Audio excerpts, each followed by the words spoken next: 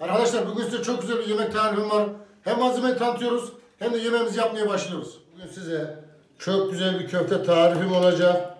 Hem de patates püresi nasıl yapılır onu göstereceğim.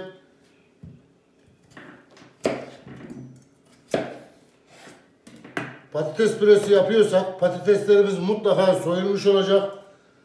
Kabuklu patatesten patates püresi olmaz. Kabuklu patatesten patates püresi yaparsak aynı kumpir gibi bir kokusu olur. İstediğimiz lezzette olmaz. Patateslerde de şöyle siyah noktalar varsa mutlaka onu alacağız. Onu almasak pürenin içinde dağılır. Simsiyah çirkin bir görüntüsü olur. Patateslerimiz iri olacak. Üzerini geçecek kadar bir su dolduruyoruz. Şöyle bakın arkadaşlar. Suyu da bir göstereyim.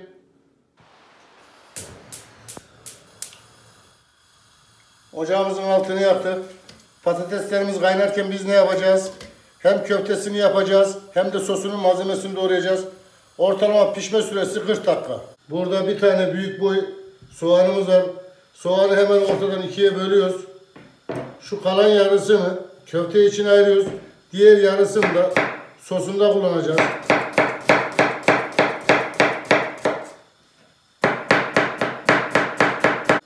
Tabandan lezzet versin diye 2 diş de sarımsak kullanıyoruz.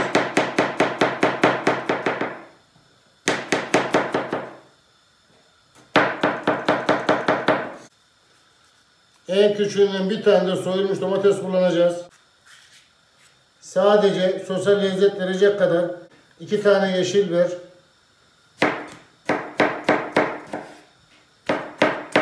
Bir tane de en küçüğünden soyulmuş domates.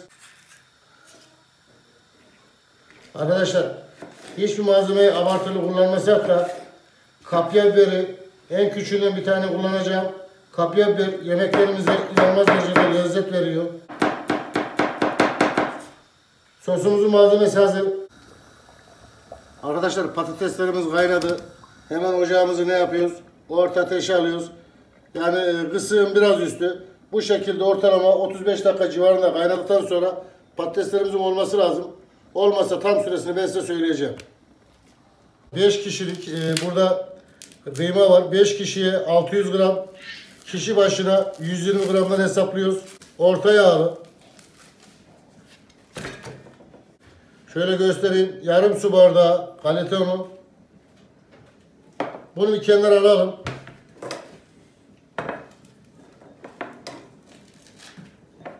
Sarımsakları göstereyim. 3 diş sarımsak.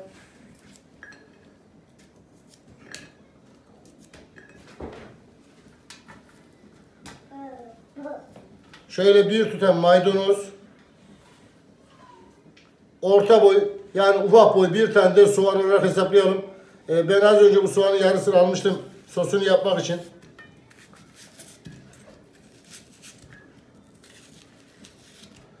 Şimdi bunları robottan çekeceğiz.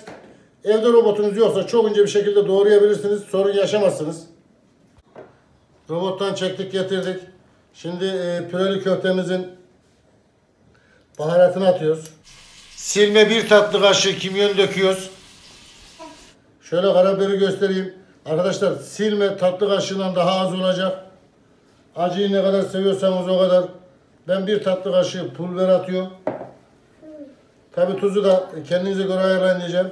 1 tatlı kaşığı şöyle bir tuz atıyorum. İçine 1 tane yumurta kırıyoruz. Robottan çektiğimiz soğan, sarımsak, maydanoz karışımını döküyoruz. Bu karışımın suyu fazlaysa suyunu süzdürebilirsiniz.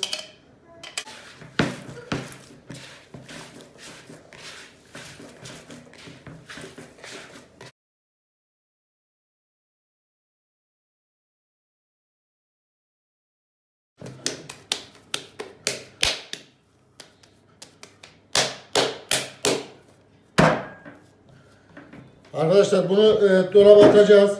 Ortalama yarım saat bir dinlendireceğiz. İçindeki bütün malzeme özlensin.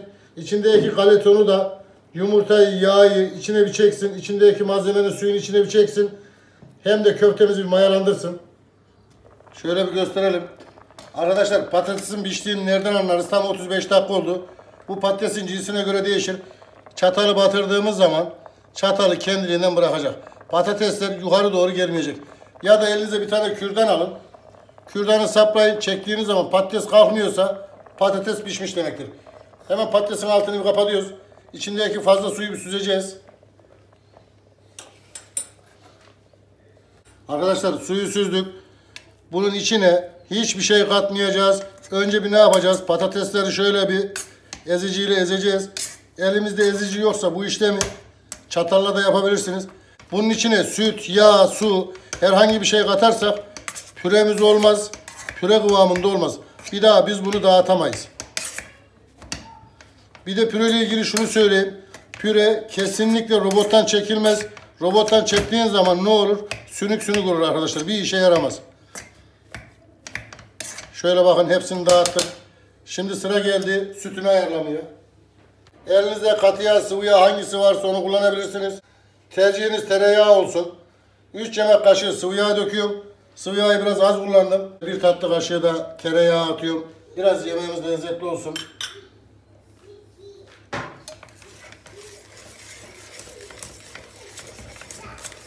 Arkadaşlar şöyle gördüğünüz gibi hala içine sütü boşaltmadım. Tekrar bir daha çırpıyorum. Artık eziciyle işim kalmadı. Ocağımın altını yaktım. En kısık dereceye getirdim. Şöyle içine yarım çay bardağını geçkin bir süt boşaltıyorum.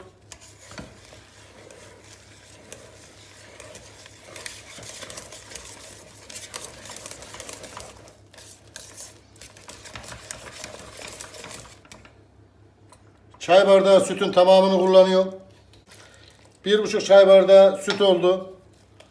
Daha bundan sonra bir şey katmayız. Süt pastörize olduğundan dolayı kaynatmanıza gerek yok. Eğer içiniz rahat etmezse ortadan bir göbek atınca altını kapatabilirsiniz. Şöyle yeteri kadar bir tuz atalım. Silme tatlı kaşığı tuz attım. Bir daha söyleyeyim. 1 tatlı kaşığı silme tuz attım. Tuzunu kontrol edin. Yetersiz gelirse az bir şey daha ilave edebilirsiniz. Patates püremiz hazır. Ortadan göbek atmasını bile beklemiyorum. Çünkü süt pastörize. Şöyle bir kıvamını göstereyim. Görüyor musunuz arkadaşlar? Kıvamı bu olacak. Köftemizi dolaptan getirdik. Şöyle bir kapağını açalım. Şöyle bastığımız zaman görüyor musunuz arkadaşlar? Geri dışarı doğru geliyor. Köftemiz mayalandı. Köftemizi şimdi ne yapacağız? İstediğimiz büyüklüklerde keseceğiz. Artık bundan sonrası tamamen size kalmış. Kaç tane çıkartmak istiyorsanız o kadar köfte çıkartabilirsiniz.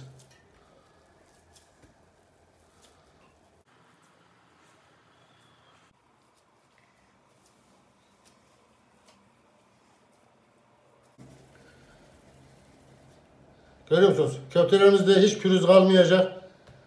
Arada bir elimizi suya değdirebiliriz. Şöyle yapacağız. Büyük küçük var mı? Varsa şöyle kenarlarından alıp orantılayacağız.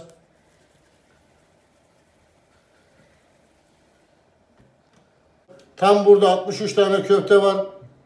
3 tanesini pişti mi diye yeriz. Geriye kalan da 5 kişiye her tabağa 12 tane köfte tabak dolar taşar. Tavamızın altını yaktık. 5 kişiye göre yarım fincan bir sıvı yağ boşaltıyoruz. Elinizde hangi yağ varsa onu kullanabilirsiniz. Hafiften bir ısınmasını bekleyeceğiz. Yağımız ısınmaya başladı. Yağ ısınırken de yağdan duman çıkmayacak. Yağı yakmayacağız. Arkadaşlar içinde 2 diş de sarımsak var. Soğanımızın içinde. Bu şimdi güzel bir lezzet verecek, güzel bir aroma verecek. Ocağımızı orta ateşe alıyorum. Birden yüzünü yakmayacağız. Yavaş yavaş soğanımızı kavuracağız ki daha lezzetli olsun. Soğanlarımız iyice kavruldu, rengini attı. Tam bu aşamada içine biberini domatesini atıyoruz. Orta ateşte, fazla değil. 1 dakikada biberle domatesle kavuracağız. Domates biberlerin de çiğ kokusu gitti. Tam bu aşamada içine 1 yemek kaşığı domates salçası atıyoruz. Domates salçasını domateslerin, biberlerin her tarafına bir değdireceğiz. Salçamızı da iyice bir kavuracağız ki midemize dokunmasın. Yediğimiz zaman bizi rahatsız etmesin. Altını biraz kısayım. Kısık ateşte salçaları güzelce bir kavuralım. Salçamız iyice kavruldu. İlk aşamada 1 su bardağı soğuk su boşaltıyorum. Yani çeşmeden. Bu su hem salçanın rengini güzel çıkartır hem de yemeğimizin daha lezzetli olmasını sağlar. Bundan sonraki ilave edeceğiniz su sıcak olabilir. Hiç fark etmez.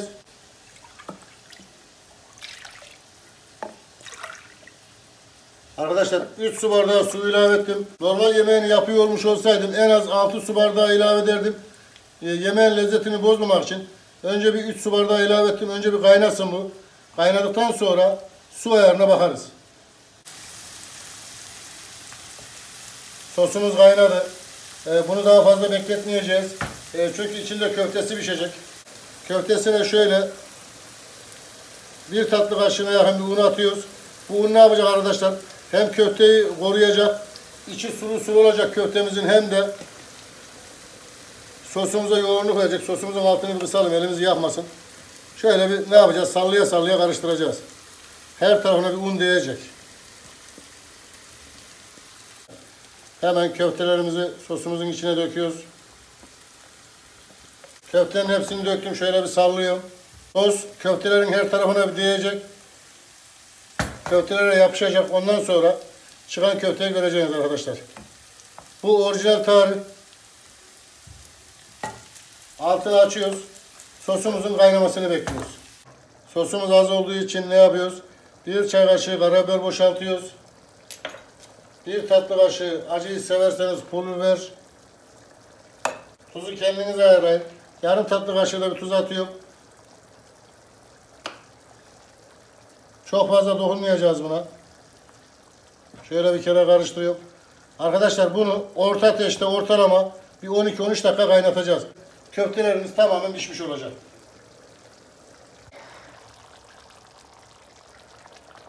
Tam 10 dakika oldu. Şöyle bakın. Yoğunluğuna da bakın. Bir tane de köftesini gösterelim.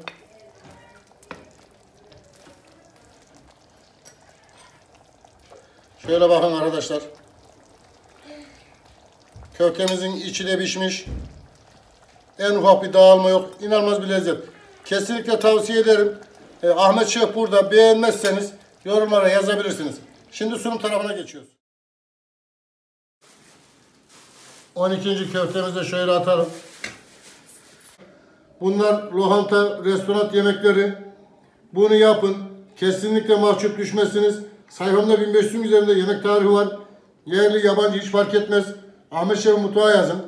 Aradığınız yemeğin ismini yazın. Her türlü yemek karşınıza çıkar. Çıkan yemeği gördünüz. İnşallah hayırlı öğretici video olmuştur. Videoları beğenip yorum yapmayı unutmayın. Ne diyoruz? Kim yapar? Ahmet Şef yapar. Siz isteyin, biz yapalım. Afiyet olsun.